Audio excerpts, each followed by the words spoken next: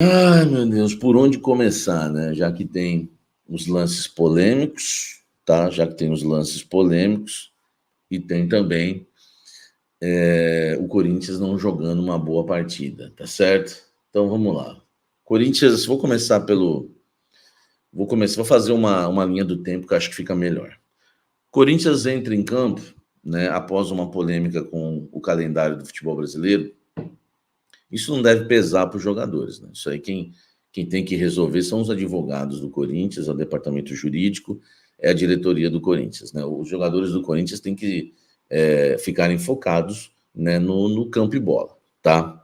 Campo e bola. Corinthians é escalado no 4-4-2, losango, mais uma vez, com algumas opções que não me agradam, tá? Primeiro que a linha de 4 já deu para perceber que a linha de 4 do Ramon é essa. A titular. A titular é essa. Não sei se vocês pensam como eu, mas quando o Ramon Dias vai ter um jogo que ele considera decisivo, ele vem com essa linha de 4 hoje. Fagner, André Ramalho, Kaká, o Matheus Bidu. Eu não concordo muito com essa linha de 4, tá bom? Até porque o São Paulo é um time que gosta muito da jogada aérea, principalmente com os cruzamentos do Rafinha, cruzamentos do Wellington, muitas bolas longas, né, buscando o Caleri.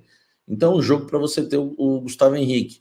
E nós não estamos falando de um ataque rápido do São Paulo, porque a marcação em cima do Lucas hoje tinha sobra.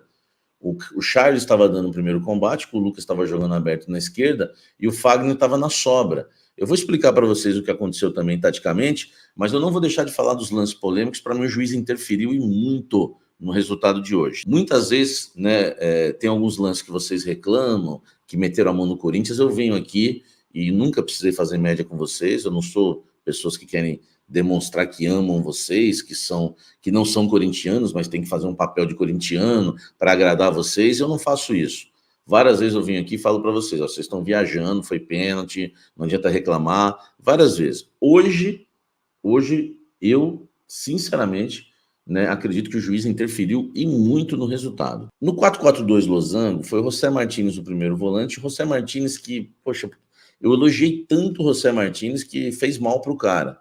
José Martínez hoje fez uma partida bem ruim mesmo. Um jogador que, na marcação, até que ele não deixou tanto a desejar, talvez sentiu um pouco já de desgaste físico, mas ele estava destoando nos passes, né, velho? Destoando nos passes, o José Martínez. Então, o José Martínez, para mim, é o meu titular, claro, jogou na frente da zaga, depois no losango pelos lados, o Charles na direita, o Bidon na esquerda. Eu não concordo com a titularidade desses dois jogadores. Eu não concordo com a titularidade do Lancheirinha e eu não concordo com a titularidade do Charles. O Lancheirinha, você viu aquela bola que ele entrega ali numa dividida com o Caleri. Para jogo grande, criança não pode jogar. Ele é muito bom jogador, eu já falei. Daqui 2 anos o Bidon vai ser um grande jogador, tá bom? E lá na frente, na ponta do losango, né? O Garro com os dois atacantes. O problema é o seguinte: quando o Corinthians joga no 4-4-2, e o São Paulo foi escalado no 4-2-3-1. O São Paulo tinha os dois volantes, o Bobadilha jogando com o Luiz Gustavo. Depois o São Paulo veio com uma linha de 3, com o Lucas na esquerda, que talvez, né, o Lucas muitas vezes no São Paulo joga por dentro, o Luciano atrás do centroavante do Caleri, né, no centralizado, e na direita o horroroso Wellington Rato. Isso é jogador nível, não vou nem falar Ituano para não desrespeitar nenhum clube que tem por aí, né? Enfim, não faz sentido nenhum. O que acontece? O Corinthians, a marcação encaixou da seguinte forma: o José Martínez no Luciano, o Charles no Lucas, e lá na direita o Wellington Rato, o Bidon. Por quê? Porque foi uma retranca, né? Aí na linha de 4, que você pode falar assim, mas não foi Lucas e Fagner? Não, o Lucas e o Fagner tiveram sim os seus embates, mas o Fagner ficou na sobra, como o Bidon ficou na sobra também do Charles do outro lado, nas dobradinhas com o Wellington Rato e o Luciano, que hora cai para a esquerda, hora cai para a direita. O que acontece? O Garro, olha só que eu vou falar para vocês, hein, gente? Nesse encaixe de marcação de meio campo e ataque, o Caleri ficou entre os dois zagueiros, os laterais do Corinthians na sobra, os 3 volantes do Corinthians marcando os 3 meias do São Paulo, vou colocar meias atacantes. O que aconteceu? Numericamente, na defesa, a gente tinha superioridade, numericamente. Eu sempre falo isso para vocês, gente. Futebol é matemática. Só que na frente a gente perdeu em questão numérica, porque o Garro ficou entre os dois volantes. Como encaixou os três lá nos 3 meias atacantes do São Paulo, o Garro, que era o quarto homem nosso do meio campo, ficou entre Bobadilha e Luiz Gustavo. E aí o Garro, meu amigo, foi anulado, porque o Garro não... Ele não é esse jogador que, se tiver uma marcação dupla nele, ele vai brilhar, ele vai destoar. Pode até ser. O Garro precisa de espaços, né, para chutar e para dar uma boa enfiada de bola. Quando você diminui o espaço do Garro, você já consegue neutralizar o Corinthians de uma maneira mais tranquila. Até porque os outros jogadores, né, do Corinthians estavam mais preocupados em marcar do que armar, que eram casos do José Martínez, os outros de meio campo que eu estou falando, Charles e também do Bidon. E aí, marcação dupla no Garro e lá na frente uma linha de 4, né? Simplesmente uma linha de 4 para marcar 2 jogadores, né? Que o Corinthians tinha Romero e Yuri Alberto, o São Paulo tinha uma linha de 4, mais 2 volantes. Só para vocês terem uma ideia, lá na frente, né, no ataque do Corinthians, o Corinthians tinha, por exemplo, 3 jogadores ofensivos. Romero, Yuri Alberto e Garro. Só para vocês entenderem que futebol é matemática. O São Paulo tinha 6. Os 2 zagueiros, né, os laterais e os 2 volantes. Então o Corinthians perdeu na questão numérica. E o Corinthians perdeu o jogo aí no primeiro tempo também. Né? Se a gente for falar, o Bidon subia sim, mas estava muito preocupado em marcar também. Se a gente for falar em apenas futebol, tática, o Corinthians perdeu taticamente no primeiro tempo. Eu não gostei da substituição do Ramon no intervalo, sabe? Esse negócio do time perder e colocar um zagueiro, eu não sou radical em relação a isso. Mas eu acho que o negócio não era esse. O Corinthians teve o Fagner expulso, tudo. Eu acho que o Corinthians tinha que tentar igualar o esquema do São Paulo, mesmo com 1 a menos, né? Não ia dar para igualar, claro, porque tinha 1 a menos, mas tentar da maneira mais possível encaixar um 4-2-3, entendeu? Para tentar fazer esse tipo de encaixe lá na frente lá e tentar tirar um pouco a vantagem do São Paulo. Aí vem, né? É bom a gente falar isso, estou falando do primeiro tempo, vem o lance mais polêmico do jogo. O lance em que o Fagner, né, dá um pisão ali no Caleri. Para mim, o pênalti existiu, tá? Dentro da área, foi pênalti. O Game Boy, a natureza dele fala mais alto. Só que tem um problema. A expulsão foi direta, né? Porque se fosse o segundo cartão amarelo, ela não merecia expulsão, porque o primeiro cartão amarelo do Fagner, para mim, eu não daria. Eu achei que o juiz errou nos critérios, e por isso que ele interferiu no jogo. Sabe, você colocou no teu título aqui que o juiz interferiu no jogo. Apressado demais para marcar as faltas, muito apressado para marcar as faltas. E outra coisa, né? Não teve critério no jogo, porque o Caleri deu também uma no André Ramalho, e o Caleri não foi expulso, né? E se o Caleri é expulso, ele não sofreria o pênalti e o Fagner também não seria expulso. Então, não foi direto, foi segundo amarelo. Então aí foi pior ainda, né? Se ele deu o segundo amarelo, foi pior ainda. Até porque essa falta que o Fagner fez, se é fora da área, vamos falar a verdade. Não é certeza de amarelo, né? Não é certeza de amarelo, entendeu? Se o Fagner faz essa falta no Caleri fora da área, o Fagner pendurado no jogo, ele não dá o amarelo, ele não ia expulsar o Fagner. Mas como é dentro da área, ele acabou marcando, né, o pênalti. Na primeira falta do Fagner, não foi, o Victor está dizendo, não foi para amarelo, de maneira alguma. Então, o segundo amarelo seria o primeiro amarelo. Foi pênalti? Foi pênalti. Mas não seria expulso, na minha opinião.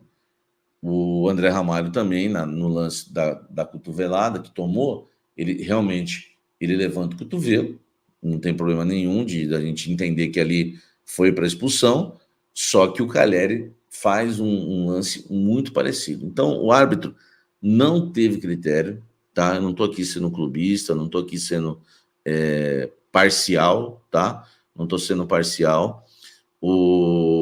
A questão é que solada no tornozelo, Samir, era para cartão em qualquer lugar do campo. Era cartão, eu acho que era, mas eu não sei se ele daria, é isso que eu estou falando. Eu não sei se ele daria, tá? Essa é a verdade. Eu não tenho a convicção, né? O Arboleda também, né? O Arboleda no Romero. Enfim, velho, o Arboleda no Romero, Caleri no André Ramalho, faltas apressadamente marcadas pelo árbitro. A gente sabe quando o juiz ele tem esse controle do jogo, ele tem essa forma de controlar a partida, e isso a gente viu, né? Isso a gente viu de uma maneira bem fácil, né? Bem transparente de você observar o jogo e ver que o juiz está simplesmente controlando a partida ali do jeito que ele quer. E para mim, o juiz hoje interferiu diretamente no resultado, né, da derrota do Corinthians. O São Paulo não fez um grande jogo. O Corinthians também não fez uma partida tão ruim assim, né? E só acho que depois, meu amigo, para você consertar uma situação, você volta do intervalo com um jogador a menos, né? O Ramon faz as 3 substituições. O Coronado, preste atenção no que eu vou falar. Anote aí. Ramon Dias. Papel e caneta na mão, meu filho, tá? Meu filho não, né? Senhor. Papel e caneta na mão, tá? O Coronado não pode ser reserva do Breno Bidon. O Coronado não pode ser reserva do Breno Bidon. O Coronado não pode ser reserva do Breno Bidon. Tá ouvindo? Se o Carrídio ainda não tem condição de jogar 90 minutos, eu até aceito que você coloque o Charles, mas o Carrídio é mais jogador que o Charles. Agora, no caso do Breno Bidon, não existe. O que falta é coragem, o que falta é ousadia. O que falta, meu irmão, é chegar e bancar uma situação que você tem medo, porque o Ramon ele é retranqueiro. Porque é o seguinte, qual é a justificativa do Breno Bidon ser titular hoje no Corinthians? Ah, porque o Coronado não marca. Quem falou? O Coronado nos últimos jogos atuando no Losango ajudou pra caramba na marcação. E eu não vejo o Breno Bidon ajudar na marcação. Ajudar não, né? Ajudar ele ajuda, mas ele não tem característica de marcador, não consegue marcar. É um jogador extremamente frágil no sentido de marcação. Então não faz sentido nenhum, tá? Não faz sentido nenhum o seu Breno Bidon ser titular no Corinthians, né? O Coronado tem que ser o titular hoje do time, nem que tiver que mudar o esquema. Eu não mudaria o esquema, eu continuaria no 4-4-2 losango. É claro que em alguns jogos, dependendo da forma que o adversário está jogando, durante a partida, você está vendo que os encaixes de marcação não estão legal, você faz uma variação ali, entendeu? Como hoje, deveria ter o Corinthians ter mudado na metade do primeiro tempo já para o esquema 4-2-3-1. Igualava o esquema com o São Paulo, cada um ia bater no seu marcador, né? Pau a pau cada um ali, vamos pro jogo. O Ramon Dias, para mim, errou em quase tudo hoje, no sentido de alteração. Com a saída do Fagner, eu voltaria para o segundo tempo com o Mateuzinho na lateral direita e tiraria o Romero, deixaria o Yuri Alberto. E tiraria o Bidon e colocaria o Coronado. Era essa a alteração que eu faria. E o Carrídio no lugar do Charles, beleza, também faria. Aí você ficaria com a linha de 4 sua completa, José Martínez, Carrídio, Garro, Coronado, e você poderia jogar com Coronado e Garro e o Yuri Alberto ali na frente, né? Os dois, né, vindo de trás. Beleza, aqui ó, os dois vindo de trás e o Carrídio e o José Martínez. Eu faria dessa forma. Olha só o que eu tô falando, hein? O Ramon, eu tô falando que o juiz interferiu, mas o Ramon Dias, para mim, muita gente pode discordar disso, errou feio nas substituições. Não tem que colocar Félix Torres no jogo. É loucura isso. Você tá perdendo o jogo, você põe Félix Torres? Não. Põe o Mateuzinho na lateral, porque ele vai apoiar também, ele tem gás para isso. Até porque você tá com um a menos, tem que pôr um jogador que tem, né, 5, 6 pulmões, como é o Mateuzinho. Ele carece na qualidade técnica, mas ele ajuda nesse sentido. Então eu colocaria Mateuzinho, o segundo tempo meu, Mateuzinho, André Ramalho, Kaká, Matheus Bidu. Aí, lembrando que a gente tem um jogador a menos, né? Um jogador a menos. Aí você faria 2 volantes, o José Martínez, você jogaria o José Martínez e o Carrídio, né? O Garro e o Coronado, indo e voltando, com o Yuri Alberto lá na frente, que aí você tem um Coronado encostando e o Garro encostando. Pronto, velho. Tá resolvido. Você não tem que fazer aquela salada toda, tira um aqui, põe um ali, põe outro aqui, põe 3 zagueiros. Não precisa, velho. Não precisa, até porque a gente colocou o terceiro zagueiro, mas ficamos sem ala.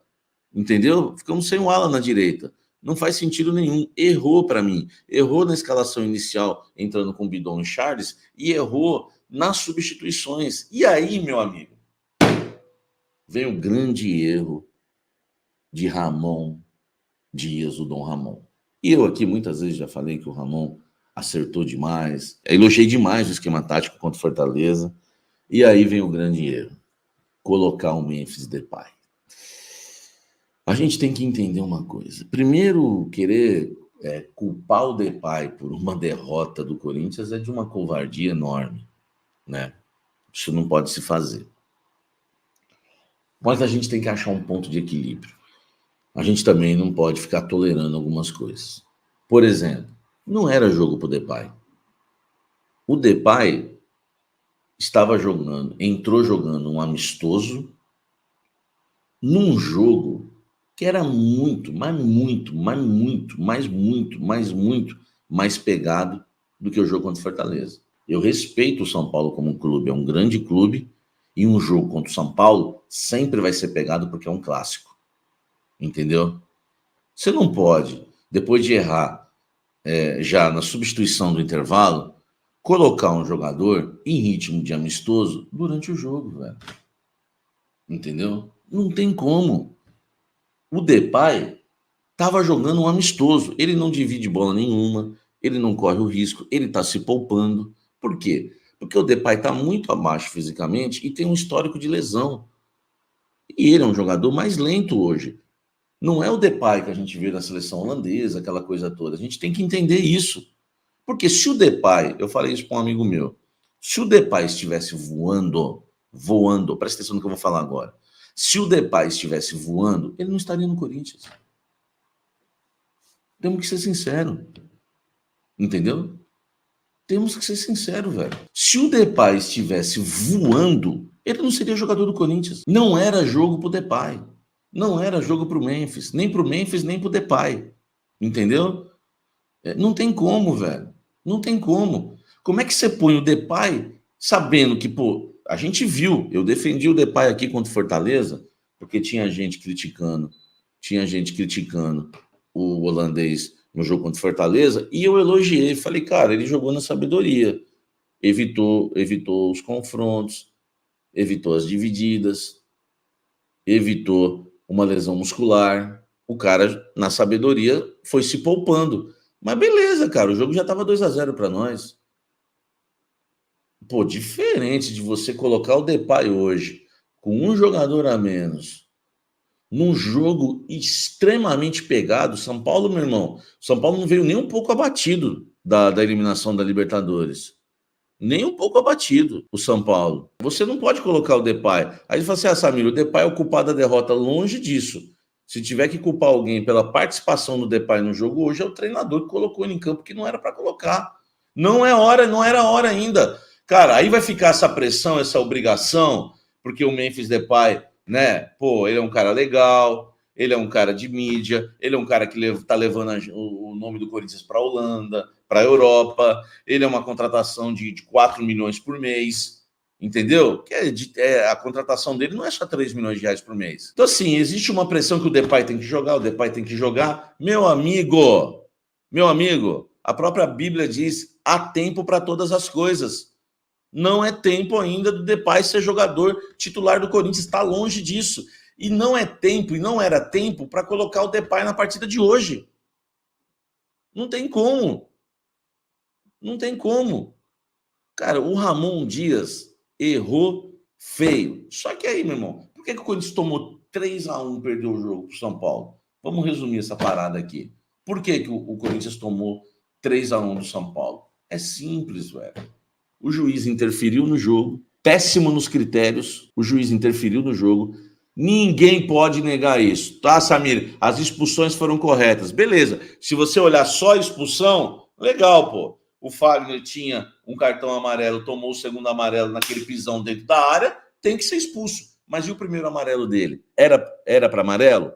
Segundo, o André Ramalho. O André Ramalho foi expulso. Realmente, o André Ramalho, pô, os caras caem na provocação do Luciano, muito juvenil, né, velho? O André Ramalho, pô, um jogador super inteligente, caiu na pilha do Luciano. Foi lá e deixou o braço. Era para ser expulso? Era, mas eu te pergunto, o Calheri não fez igual no André Ramalho no primeiro tempo? E o Calheri não sofreria o pênalti se tivesse acontecido alguma punição, algum vermelho direto, se chama o VAR, ele não sofreria o pênalti do Fagner. Então, não dá. Não dá. Por mais que eu fale que o Ramon errou, por mais que o Depay esteja jogando uma partida amistosa, não dá. Ninguém pode, ninguém que for fazer um pós-jogo, ninguém que vai estar na televisão, ninguém que vai comentar esse jogo, Corinthians e São Paulo, pode comentar esse jogo tirando a participação da arbitragem na partida. Não dá, velho. Não dá. Então, por que o Corinthians perdeu de 3-1? Por causa do árbitro, por causa do Ramon Dias e por causa da individualidade de alguns jogadores que hoje estavam abaixo da média, entendeu?